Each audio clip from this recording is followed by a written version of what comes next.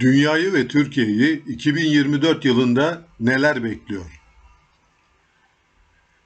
Dünya haritasına baktığımızda bölgemizin Finikelilerden Mısır'a, Helen-Site devletlerinden Roma ve Osmanlı Türk İmparatorluğu'na kadar ekonomik paylaşım yollarının hakimiyetini almak için uğraş verilen bir coğrafya görmekteyiz. İngiltere, Fransa, Rusya ve Almanya hayat alanlarına ulaşmak için bu coğrafya kullanılmıştır. Roma ve Osmanlı Türk İmparatorluklarının güçlü olduğu dönemi hariç tutarsak, Fransa ve İngiltere'nin Hint ticaret yoluna hakim olmak için hem kendi aralarında hem de Osmanlı Türk İmparatorluğu ile yaptıkları güç mücadelesine Küçük Kaynarca Anlaşması'ndan sonra Rusya Çarlığı da girmiştir. En sonunda da Almanya müdahil olmuştur. Gerek İpek yolu ve Hint ticaret yolu, gerekse enerji kaynaklarının kullanılmaya başlaması ile bu coğrafyanın önemi daha da artmıştır. Bu coğrafyanın 3 önemli kapısı yani stratejik noktaları Süveyş kanalı, Türk Boğazları ve Kafkasya'dır. Bu stratejik noktaları kontrol eden iki ülke vardır. Türkiye ve Mısır. Ancak tüm bu bölgenin kontrolü merkez ülke konumundaki Türkiye'dir.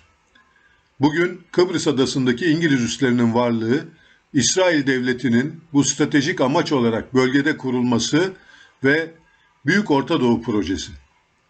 Bu coğrafyaya hakim olmak için yapılan uygulamalardır. Bu amaca ulaşmak için önce Mısır zayıflatıldı. İsrail ile yapılan savaşlar sonucunda bölgedeki Sovyet Sosyalist Cumhuriyetler Birliği'nin gücü kırıldı ve Mısır yüksek borçlar ile Amerika Birleşik Devletleri'nin kontrolünde bir ülke oldu. Büyük Orta Doğu Projesi ile İsrail Devleti'ne sorun çıkaran Libya, Suriye, Irak parçalara bölündü. İran'ın üçe bölünmesi için çalışmaların yapıldığı ve Suudi Arabistan ile Körfez ülkeleri yönetimleri Amerika Birleşik Devletleri'ne bağlı kılındı. Aslında esas amaç İsrail'in güç kazanıp bölge coğrafyasında baş aktör olmasıdır. Başta Amerika Birleşik Devletleri desteğiyle sınırımızın güneyinde bir terör devleti kurmak ve bu devletin Suriye, Irak, İran ve sonunda Güneydoğu bölgesiyle birlikte kurulacak olan sözde Kürdistan devletini İsrail'in sadık müttefiği yapmaktır. Türkiye'nin gücünü kırmak için de ekonomik sıkıntılar ile halkı ayaklandırmak ve bununla iç içe olarak mezhep ve köken kargaşası yaratarak bir iç savaş çıkarma olasılığı mevcuttur. Belirttiğimiz gibi Suriye'de Amerika Birleşik Devletleri destekli alternatif bir ülke kurulmaktadır. YPG terör örgütünün devletleşmesiyle öncelikle Akdeniz'e çıkmak, Araplar arasında tampon olmak ve İsrail ile birlikte tüm enerji kaynaklarını hem kontrol etmek hem de alternatif enerji hatları ile Avrupa'yı Rusya tekelinden kurtarmaktır. Yapılacak alternatif boru hatlarına güvenli bölgeler yaratmaktır. En önemlisi ise Çin devletinin ihtiyacı olan petrolü kontrol altında tutmaktır. Bunun yanı sıra İsrail'in Aden Körfezi'nden Gazze'ye doğru yapmayı düşündüğü kanal projesiyle Süveyş kanalını ikinci plana atarak hem geçiş güvenliğini hem de kontrolü elde tutmak ve emniyeti sağlamak düşüncesindedir. İstanbul Kanalı projesi de sanki Montreux Anlaşması'nı delerek Karadeniz'e geçişin serbest olacağı bir geçiş yolu olarak düşünülme olasılığı vardır. Amerika Birleşik Devletleri ve emperyal ülkeler Hindistan'dan Tunus'a kadar Türkiye ve İran hariç istedikleri politikaları uygulamakta ve parçalanmış bu devletleri kontrol etmeleri de kolaylaşmıştır. Şimdi öncelik İran'dır. Bu ülkeyi bir savaş içine sokma projesi Hamas-İsrail çatışması ile başlamıştır. Şimdi asıl mesele Türkiye'dir. Türkiye'yi komşu ve yapay terör devletleriyle sorunlar çıkararak bölgesel bir güç olma durumunu zayıflatıp bölge üzerindeki etkinliğini kaybettirmek, ekonomik darboğaza sokarak bağımsız dış politika yapmasını önlemek mi yoksa parçalamak mı önceliklidir? Bugünkü durumda bu ilk durum yapılmaktadır. Ancak Türkiye'nin gücü ve potansiyeli hala yüksektir. her türlü ekonomik ve siyasi sorunlara rağmen baş edebilme olasılığı yüksektir. Bu gerçeği başta Amerika Birleşik Devletleri olmak üzere tüm emperyal Batı dünyası ve NATO bilmektedir. Peki neden NATO, Soğuk Savaş'tan sonra başta terör olmak üzere her türlü ayrışma hareketlerine mani olacak, güç oluşturacak bir stratejik anlayışa döndü? Ama ne yazık ki Amerika Birleşik Devletleri ve NATO ülkeleri sadece Türkiye'nin aleyhine çalışmaktadır. Tüm bu uğraşlarda başarılı olmadıklarında Türkiye'yi parçalama senaryosu hiç de gizli bir durum değildir. Yunanistan'a verilen aşırı destek, Türk Hava Kuvvetleri'ni zayıflatmak, mezhep ve etnik çatışmalar çıkarmak ve bunları koz olarak kullanarak siyasi baskı ile isteklerini kabul ettirmek ve Rusya Federasyonu ile ilişkilerimizi zora sokmaktır. 2024 ve sonrasında yaşanacak gerçeklere yakın senaryolar altında Türkiye ne yapmalı, neleri öngörmelidir? Öncelikle bu bölge kaynakları Çin'den Avrupa'ya kadar tüm ülkelerin hayat alanıdır. Öncelikle ulusal bütünlüğümüze ve anayasamızın ilk 4 maddesine sadık kalınarak özgür demokrasi kuralları içinde iç cephe barışının sağlanması gereklidir. İç cephede huzur olursa dış cephedeki mücadelemiz daha güçlü olur. Atatürk'ün veciz sözüne dönmek zorundayız. Yurtta sulh, cihanda sulh. Ulusal bütünlüğümüzü koruyacak, kamuoyunun iç ve dış tehditleri açık ve net olarak bilmeleri sağlanmalıdır.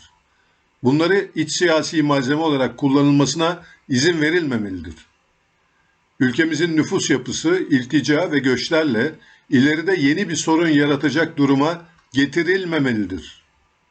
Milli menfaatlerimiz iyi saptanmalı ve stratejik hedeflerimiz bu esasa göre tespit edilmelidir. Milli güç unsurlarını bu hedeflere göre yönlendirilmelidir. Bölge coğrafyasını kendi menfaatlerimiz ve hedeflerimize göre kullanmalıyız. Yapmadığımız takdirde başka devletlerin menfaatlerine hizmet ederiz. Stratejik öngörü devletin tüm kurumlarında yapılmalıdır. Önemli stratejik hat ve noktalara sahip ülkemizin bu avantajını koruması için başta deniz kuvvetleri olmak üzere Türk Silahlı Kuvvetleri güçlenmelidir. Komşularımızla ilgili sorunları kesin çözmek zorundayız. Aynı iç cephe sorunları gibi siyasi malzeme olarak kullanmamalıyız. Özellikle Yunanistan'la daha kararlı ve kararlarının arkasında duran ve eylemsel bir politika izlememiz gereklidir. Türk Devletleri Teşkilatı ile ilişkilerimiz kültürel ve sosyal boyuttan öte bir çerçevede olmalı, ortak menfaatlerimizin doğrultusunda dış siyaset yapma aşamasına gelinmelidir. Rusya Federasyonu ile ilişkilerimiz karşılıklı menfaate dayalı denge politikası çerçevesinde Batı dünyasına alternatif seçenek olarak değerlendirilmelidir. NATO'nun anlaşma şartları Türkiye'nin menfaatlerine karşı gelen uygulamalara karşın yeniden düzenlenmelidir. Batı dünyasının bu anlaşma çerçevesinde hala bize ihtiyacı olduğunu unutmamak gereklidir. Montreux Anlaşması şartlarından asla taviz verilmemeli ve Karadeniz'in bir barış denizi olarak kalması için sahildar ülkeler haricinde ne maksatla olursa olsun kullanılmasına izin verilmemelidir. Karşılıklı menfaatler düzeyinde yeni siyasi ve askeri anlaşmalar yapılarak yeni müttefikler aranmalıdır. Türkiye bölgesel bir güç olduğunu ve rızası olmadan hiçbir oldu bittiye ayak uydurmayacağını ifade eden politika uygulamalı ve başka ülkelerin değil, kendi çıkarları ön plana alan bir politika izlemeli ve gerekirse askeri gücünü anında kullanmalıdır. Suriye devletinin istikrarının korunması için diplomatik temasların kurulması ve güçlenen Suriye'nin ayrılıkçı güçlerle uğraşmasının sağlanması gereklidir. Türkiye sınırlarını sınırından korumalı, sınırı aşan hangi ülke olursa olsun misliyle harekat yapacak bir politika izlemelidir.